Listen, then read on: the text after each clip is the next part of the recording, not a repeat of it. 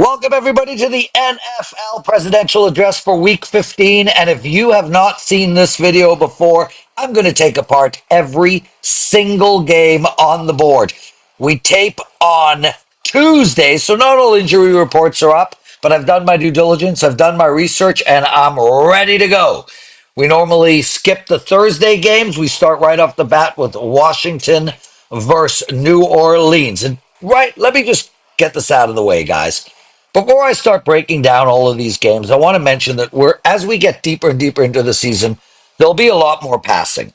We are all betting our hard-earned money, and no one wants to just lose it. There are many games that just mean nothing to both teams, and unless I have a particular angle, these games become harder and harder to handicap. I'm going to push and I am not going to push and make stuff up just because two teams are playing against each other. There are a lot of betting opportunities in the NFL, a lot still, and a lot in other sports. So if I pass, they're going to become more frequent as the season goes on. Okay, Washington, minus 7.5 against New Orleans, a total here of 43. And, well, the injuries are mounting for New Orleans, and it's going to keep me away from this game. I do have a bet, but I do not have a bet on the side or total here. Although the team totals are not up yet, based on the line and total, the Washington team total should be about 26 points, and I think the over is the right side here. Not only is this team scoring going over 25 in 4 of the last 5 games, but they should dominate in possession time as well in this game. I just can't see New Orleans putting down sustained drives without Hill and Carr and many of their weapons. I don't want to lay more than a touchdown on the road with an unproven team and a rookie quarterback, but I do think Washington scores. I also don't think I can count on New Orleans to put up a ton. So for me, the only bet I can think of here is that Washington team total over 26.5. And I'm good if you guys take this all the way up to 27.5. Next up is Miami, +3 going into Houston. Total here of 47. Now, last week we bet Miami against the Jets, and they covered by half a point. But man, we needed overtime to do so. We are sticking to the program here, and we are looking to continue to bet Miami. I also do like the over in this game.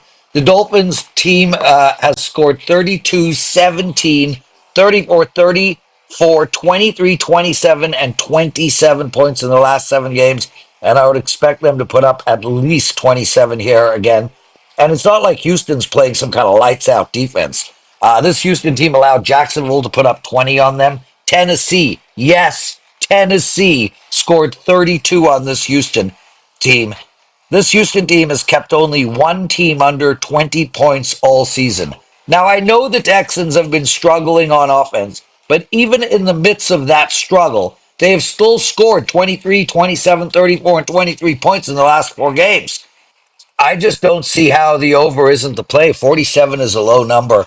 When both of these teams are constantly in the high 20s in every game, 27, 21, 27, 24, that sounds about right to me. And as for the Dolphins, they're playing for their lives. They cannot lose a game. Other than playing in cold weather in Green Bay, they have won 4 of the last 5, and now they are a dog of 3. If Miami gets us to 24, we cannot lose both bets. And frankly, I think we see a much bigger game than that. I wouldn't be surprised if we're in the high 50s. I'm betting both the over and Miami at +3.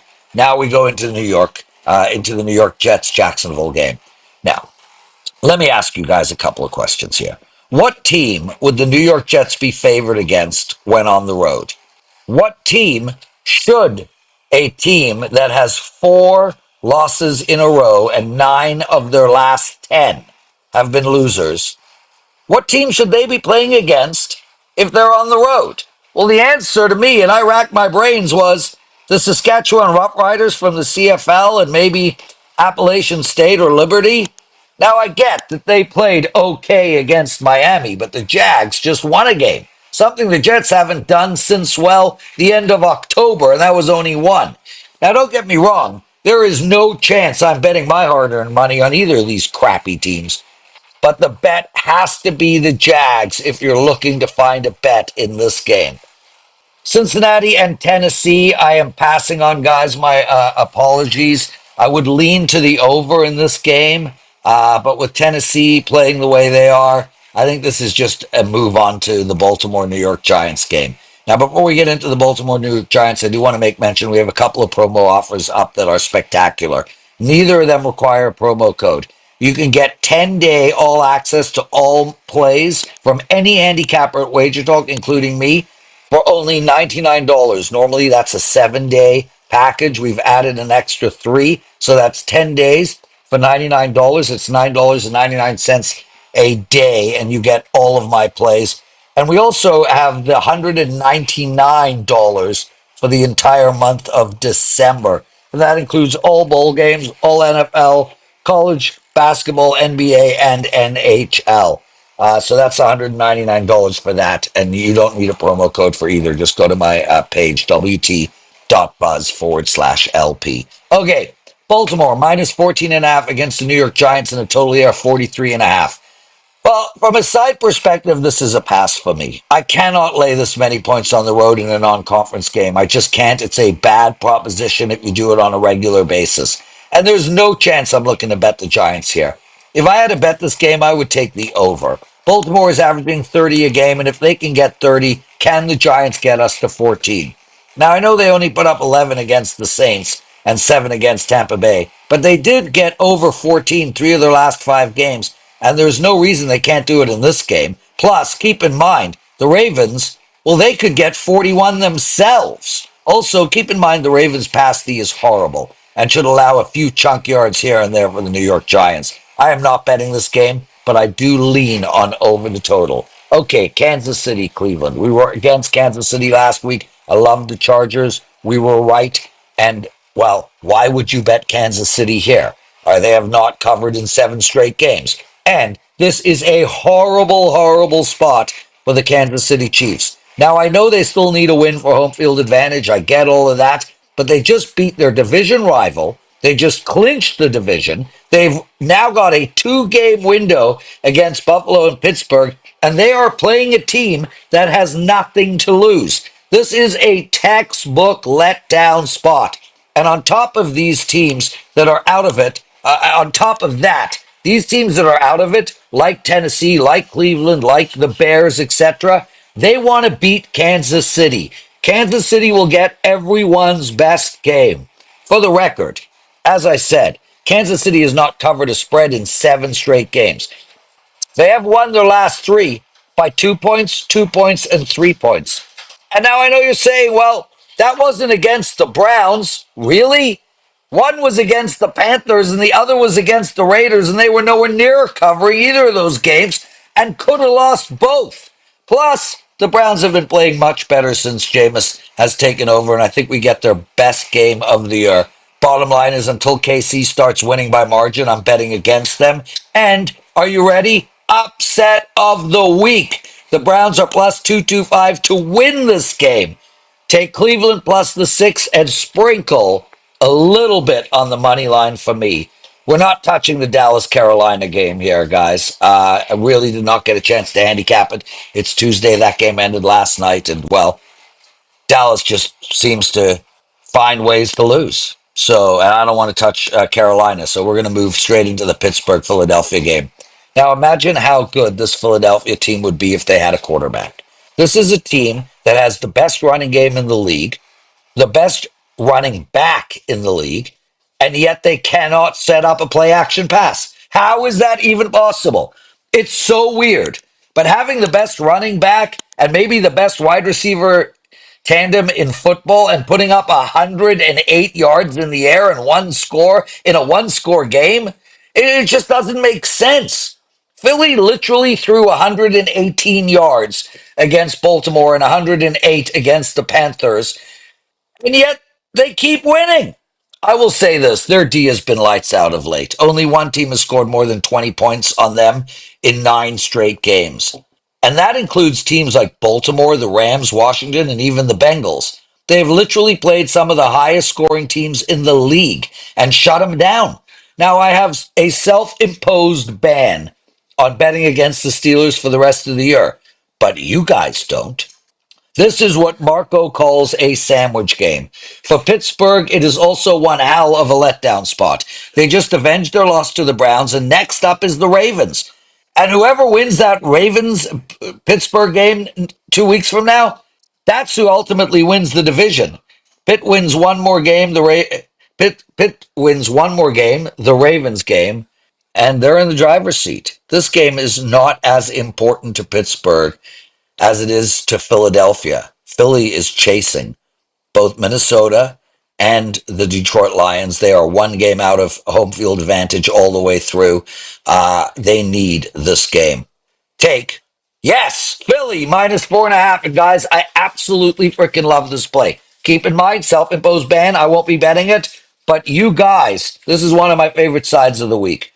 Buffalo and Detroit. We are almost done, guys. Buffalo and Detroit. Buffalo +2. Totally are 54. And this is a long one because this is what probably is the game of the year. The question I asked myself before I saw this line in total was, what would it be? What would the total be to prevent me from betting the over? I came up with the number 58. Well, right now it's 54. So the over to me is the play. If you follow me, you know I like to bet the biggest totals over and the smallest under. Why is that? The reason is there seems to be ceilings and floors. Ever seen a 29? How about a 61? Those numbers just don't happen, which is why the value lies in the extremes. This game features the number 1 and 2 highest scoring teams in the league, both averaging 30 plus points per game. And many of those games were outside, and some even in shitty weather. The Bills, they just played in perfect weather, and the game was 44-42. Now, I don't expect that, but I do think both teams get into the third, with the worst case scenario being 31-27, which happens to be 58, the exact number I handicapped this game at. The other thing to mention is even though the Bills have a really good D, there's now tape on how to beat them. The Rams have shown the league the way, and I think the Lions use a similar approach. Now, with all that said, who's stopping this Lions offense? Come on. The answer is no one. And we know the Bills can keep up with anybody in the league. There is no lead safe enough for either of these teams. The Bills just scored 21 points against the Rams in the fourth quarter alone. Tampa Bay and the Chargers are 46.5. Are you telling me the Bills and Lions will only score one more touchdown than that matchup? This game is indoors with two prolific, unstoppable offenses. And frankly, the only reason I would not release this as a 5% play is counterintuitive always seems to happen when you least expect it. So I likely will have this as a client play, but it will not be a 5% play. Now, in regards to the side, I'm all in on the Lions team. They are the best team in football, and they are at home. Not only that, but they cannot afford to lose a game if they want to keep home field advantage and even win the division. I love the Bills. I think they're the best team in the AFC and the second best team in football. But I can get the home team at minus 125 on the money line. That just makes too much sense. Furthermore, if the Lions score 27, we can't lose both. And the Lions are going to score 27 or more. Take the over in this game and take Detroit on the money line. Indy and Denver, I'm passing on this game. Sorry, guys. Tampa Bay and the LA Chargers. Normally, I would look to bet against the Chargers here, given that they are off a game against Kansas City. But they lost that game, and they haven't lost 2 games in a row all season. Plus, frankly, they're a really, really good football team, and their D is unreal. I also would like to point out this is a sandwich spot for LA as well, with KC behind them and Denver up next. Hats off to Tampa Bay for winning 3 in a row. But that, guys, that was against the Raiders, the Panthers, and the Giants. They easily could have been 1 and 2 over that stretch to boot. Also, the Bucks are so injured. Oh my God, even guys who are still playing like Baker and Evans are playing with injuries, and it shows. They're not in sync offensively and haven't been in weeks. Scoring 27, 26, and 30 in the last 3 games suggests good offensive mojo, but those numbers are misleading. The eye test will show differently, and they have gone through some big stretches without scoring at all. I think the Chargers' offense is as good as Tampa Bay's, but the defenses do not compare. Other than Baltimore and Cincy, no team has scored 20 points on the Chargers defense. Kansas City at home put up 19. The Falcons at home put up 13. The Chargers D might be the best unit in all of football. So here we have a much better defense at home, and they only need to win by 3. Here we have a Chargers team that has won 5 of 7 and coming off a loss, and they only need to win by 3. There is a chance I do release this as a client bet, one of my favorite sides of the week. But the only thing keeping me off of it right now is the fact that it is such a perfect letdown spot for the Chargers. With that said, take LA or nothing. New England and Arizona. I would like, listen, if a gun was held to my head, I would take Arizona in this game. But a gun is not held to my head, so it's an outright pass. Last game of the week. Green Bay -3 versus Seattle. Total of 47. For some reason, every time I bet the over in a Seattle Hawks game, it goes under. But alas, here we go again. Wait, I will make a change. Forget that. You know what? We're not going to bet the Seattle game over. We're going to bet the Green Bay game over. This Green Bay team has put up 31, 30, and 38 in the last 3 games. And that was against decent D units in the Lions, Miami, and San Fran. I think they get to 27 in this game at the very least. And I think we could count on Seattle to get us to 23. I don't know if I will get to the window here, as both teams have been playing good defensively as well. And Seattle is inconsistent on offense, but the over is the only bet I can find as of now. 27-21 gets us the over, and I can't see either team scoring less than 21 in this game. Obviously, this is weather dependent, but as of now, this is a standalone game on primetime TV with 2 teams that can score fast and have weapons. The only way to play this is to take the over. That's it for the show. I don't have anything for you on the Monday games. Thank you for watching the NFL Presidential Address. It's a pleasure doing this. Make sure to like the video, make sure to subscribe to our channel, and make sure to give us comments, guys. I will read them all and respond to most. We will see you next week. Lots of love, and let's kick ass together.